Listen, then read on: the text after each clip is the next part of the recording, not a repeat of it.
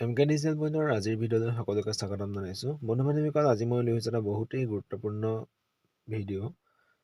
বৰ্তমান সময়ত মেডিকেল বিভাগত বহুখিনি পদৰ আবেদন প্ৰক্ৰিয়া চলি আছে আৰু সেই পদসমূহৰ অনলাইন আবেদন প্ৰক্ৰিয়া কেনেদৰে আপোনালোকে নিজৰ মোবাইলতে কৰিব পাৰিব সেই সম্পৰ্কে এই ভিডিঅ'টো মই লৈ আহিছোঁ। গতিকে আপোনালোকে স্কিপ নকৰাকৈ সম্পূৰ্ণকৈ ভিডিঅ'টো চাব আৰু তেতিয়া নিজৰ মোবাইলৰ জৰিয়তে এই পদসমূহৰ বাবে আপোনালোকে আবেদন কৰিব পাৰিব। আৰু মোৰ চেনেলটো এতিয়ালৈ যদি আপোনালোকে ছাবস্ক্ৰাইব কৰা নাই, ছাবস্ক্ৰাইব কৰি দিব, কাষত থকা বেল আইকনটো প্ৰেছ কৰি দিবলৈ নাপাহৰিব। বলক এতিয়া আজিৰ ভিডিঅ'টোৰ মাজলৈ আমি আগবাঢ়ো।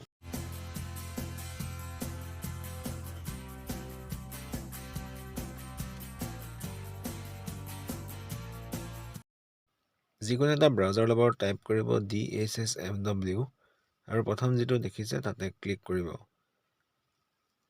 ইয়াত ক্লিক কৰাৰ পিছত অলপ তললৈ আহিব আৰু কম্বাইন এপ্লিকেশ্যন ফৰ্মত ক্লিক কৰিব। ইয়াৰ পাছতে link for combine online application ফৰ্মত ক্লিক কৰি অ'কেত ক্লিক কৰিব। অ'কে ক্লিক কৰাৰ লগে লগে এটা নতুন পেজ খোল খাব। ইয়াতে আপোনালোকে দেখিছে notification DME, notification DHS, notification DHSFW আৰু নটিফিকেশ্যন AYUSH, এইকেইটা হ'ল এডভাৰটাইজমেণ্ট আৰু এই এডভাৰটাইজমেণ্টকেইটা আপোনালোকে ইয়াতে চাই ল'ব পাৰিব। আৰু আপুনি ইয়াত এপ্লাই কৰিবৰ বাবে নিউ ৰেজিষ্ট্ৰেশ্যনত আপোনালোকে ক্লিক কৰিব লাগিব। ইয়াৰ পাছতে আপোনালোকে তললৈ নেক্সটত ক্লিক কৰিব।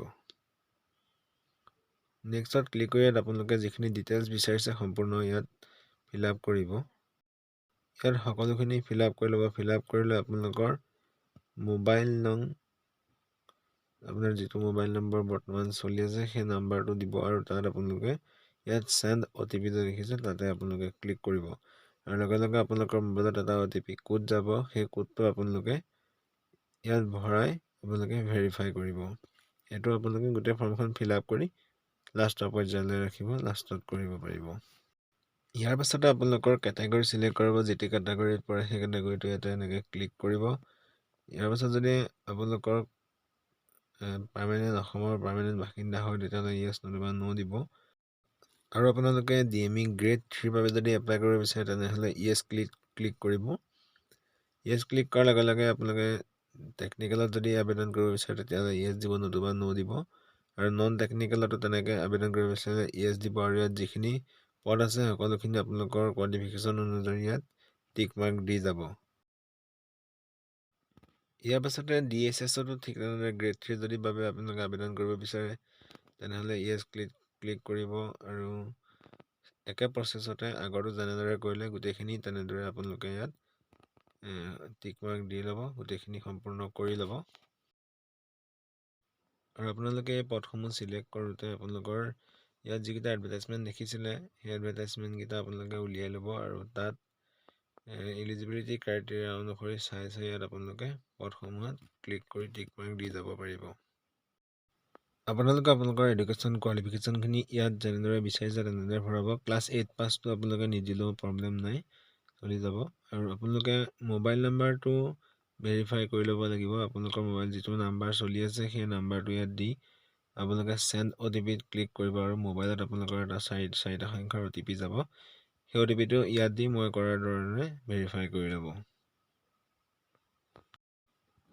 ইয়াৰ পাছত আপোনালোকে আপোনালোকৰ ফটো একপি পাছপৰ্ট চাইজ ফটো আপলোড কৰিব। ইয়াত কিমান চাইজৰ লাগিব, কেনেকুৱা পিক্সেলৰ লাগিব, সকলো ডিটেইলছ দিয়া আছে, আপোনালোকে চাই ল'ব। আৰু ছিগনেচাৰ ঠিক তেনেধৰণে ইয়াত আপলোড কৰিব।